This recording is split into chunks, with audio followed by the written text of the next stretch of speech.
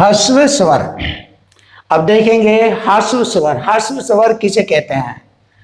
तो हिंदी वर्णमाला में ह्रस्व स्वर की संख्या 4 होती है।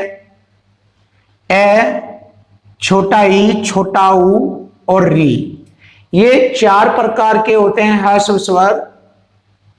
और जिन्हें बोलने के लिए या उच्चारण के लिए कम समय लगता हो, तो जिन्हें बोलने के लिए या उच्चारण के लिए कम समय लगता हो ह्रस्व स्वर कहलाते हैं। जिनकी एक मात्रा मानी जाती है। देखो ह्रस्व स्वर किन्हें कहते हैं, एक बार फिर दोबारा समझिए। जिन्हें बोलने के लिए कम समय लगता हो या जिनके उच्चारण में कम समय लगता हो और जिनकी सिर्फ एक मात्रा होती है, तो हम उन्हें ह्रस्व स्वर कहते हैं। ह्रस्व स्वर को अन्य नाम से भी जाना जाता है और इन्हें हम मूल स्वर भी कहते हैं। तो ह्रस्व स्वर को मूल स्वर भी कहते हैं। इसके बाद आता है दीर्घ स्वर। दीर्घ स्वर की संख्या 7 होती है। देखो कुल स्वर संख्या हिंदी वर्णमाला में 11 होती है। 4 हमारे ह्रस्व स्वर हो गए और शेष बचे 7 वह दीर्घ स्वर कहलाते हैं। जैसे आ, बड़ी, बड़ाऊ, ए, ऐ, ओ और औ। तो इस प्रकार हमारे दीर्घ स्वरों की संख्या हो गई 7। तो आइए देखते हैं जिन स्वरों के उच्चारण में ह्रस्व स्वर से दुगना समय लगता है, जिन स्वरों के उच्चारण में ह्रस्व स्वर से दुगना समय लगता है अथवा जिनकी 2 मात्रा होती है, दीर्घ स्वर कहलाते हैं। इनकी संख्या 7 होती है। तो देखो दीर्घ स्वर के बारे में हम बहुत अच्छी तरीके से समझ चुके हैं कि दीर्घ स्वर संख्या 7 होती है और जिन स्वरों के उच्चारण में ह्रस्व स्वर से दुगना समय लगता है तो हम उसे दीर्घ स्वर कहते हैं। अब आता है संयुक्त स्वर। तो देखिए संयुक्त स्वर वे स्वर जिनका निर्माण 2 भिन्न मूल स्वरों से मिलकर होता है, संयुक्त स्वर कहलाते हैं। इनकी संख्या 4 होती है।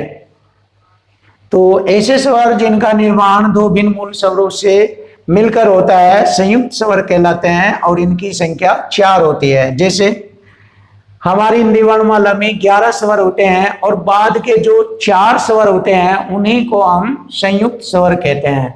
हिंदी वर्णमाला के जो 11 स्वरों में बाद के यानी कि अंत के जो 4 स्वर होते हैं उन्हें हम संयुक्त स्वर कहते हैं और ये 2 भिन्न स्वरों के मेल से मिलकर बनते हैं। जैसे ए जमा ई, ए जमा ए और ओ ए जमा ऊ और ओ ए जमा ओ।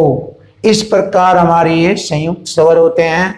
अब हम इनमें जानेंगे तीसरा जो कॉन्सेप्ट था हमारा प्लुत स्वर। जैसे कि मैंने बताया थे ये स्वर 3 प्रकार के होते हैं उच्चारण के आधार पर, ह्रस्व स्वर, दीर्घ स्वर और प्लुत स्वर। अब प्लुत स्वर के बारे में जानेंगे। वे स्वर जिन्हें लंबे समय तक उच्चारित किया जाता है, या ऐसे भी हम इसको कह सकते हैं कि प्लुत स्वरों का प्रयोग जब यज्ञ या मंत्र आदि किया जाता है तो वहां पर हम प्लुत स्वर का प्रयोग करते हैं। या अथवा दूसरी डेफिनेशन ये भी है कि 2 से अधिक मात्रा स्वर ही प्लुत स्वर कहलाते हैं। 2 से अधिक मात्रा स्वर ही प्लुत स्वर कहलाते हैं। जैसे ओम, औम, राम आदि। प्लुत स्वर हिंदी में 8 होते हैं और संस्कृत में 9 होते हैं। तो हिंदी में 8 कैसे होते हैं? एक तो ए और प्लस 7 हमारे दीर्घ स्वर होते हैं। तो 7 दीर्घ स्वर और एक ए स्वर, इनको मिलाकर हिंदी वर्णमाला में कुल 8 प्लुत स्वर होते हैं। और संस्कृत भाषा में 9 प्लुत स्वर होते हैं। 8 हिंदी वर्णमाला के और एक 9वां दीर्घ री होता है, दीर्घ री। तो इस प्रकार हमारे प्लुत स्वर संख्या 9 होती है। तो अब आइए देखते हैं नेक्स्ट। जीव की क्रियाशीलता के आधार पर स्वर 3 प्रकार के होते हैं। जीव की क्रियाशीलता के आधार पर स्वर 3 प्रकार के होते हैं। अग्र स्वर, जो जीव का अगला भाग होता है उसको अग्र स्वर कहते हैं। मध्य स्वर, जो बीच का मध्य भाग होता है उसको मध्य स्वर कहते हैं। और पश्च स्वर, जो जीव के पिछले भाग से जो हम स्वरों का उच्चारण करते हैं तो उसको पश्च स्वर कहते हैं। तो इस प्रकार हम दोबारा एक बार फिर देखते हैं अग्र स्वर, यानी जिन स्वरों का उच्चारण हम जीभ के अग्र भाग यानी कि अगले भाग से करते हैं अग्र स्वर कहलाते हैं। मध्य स्वर, जिन स्वरों का उच्चारण हम जीभ के मध्य भाग से करते हैं तो मध्य स्वर कहलाते हैं। और पश्च स्वर, जिन स्वरों का उच्चारण हम जीभ के पिछले भाग से करते हैं तो वह हमारा पश्च स्वर कहलाता है। अब आइए इनके बारे में देखते हैं कि अग्र स्वर कौन कौन से होते हैं, मध्य स्वर कौन कौन से होते हैं और पश्च स्वर कौन कौन से होते हैं। तो इनको एक बहुत स्टैंडर्ड और खतरनाक ट्रिक्स के अकॉर्डिंग देखेंगे और ये बहुत ही आसानी से याद हो जाएंगे। जैसे कि सबसे पहले हमें देखना होता है मध्य स्वर, तो हमें सबसे पहले मध्य स्वर को याद रखना चाहिए कि मध्य स्वर हमारा कौन सा होता है। तो मध्य स्वर हमारा ए होता है। अगर हम ये ध्यान रखें कि मध्य स्वर कौन सा होता है ए, उसके बाद हम देखते हैं कि पश्च स्वर एक ट्रिक के माध्यम से देखेंगे। देखो जैसे कि गणित में या संख्याओं में 3 का अंक होता है। देखो 3 का अंक लिखा है मैंने यहाँ पर, 3 का अंक।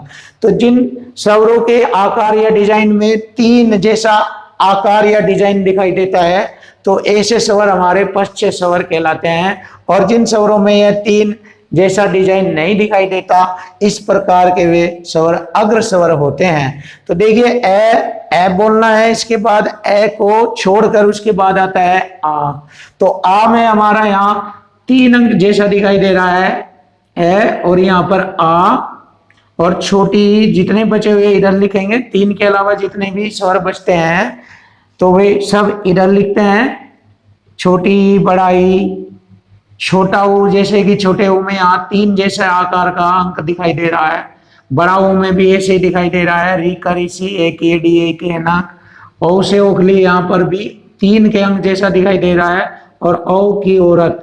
और यहाँ पर आगत स्वर में भी 3 के जैसा अंक दिखाई दे रहा है, तो यह आगत स्वर भी हमारा पश्च स्वर में ही गिना जाता है। तो इस प्रकार हम जीभ की क्रियाशीलता के आधार पर स्वरों को बहुत अच्छी तरीके से समझ सकते हैं, अग्र स्वर, मध्य स्वर और पश्च स्वर।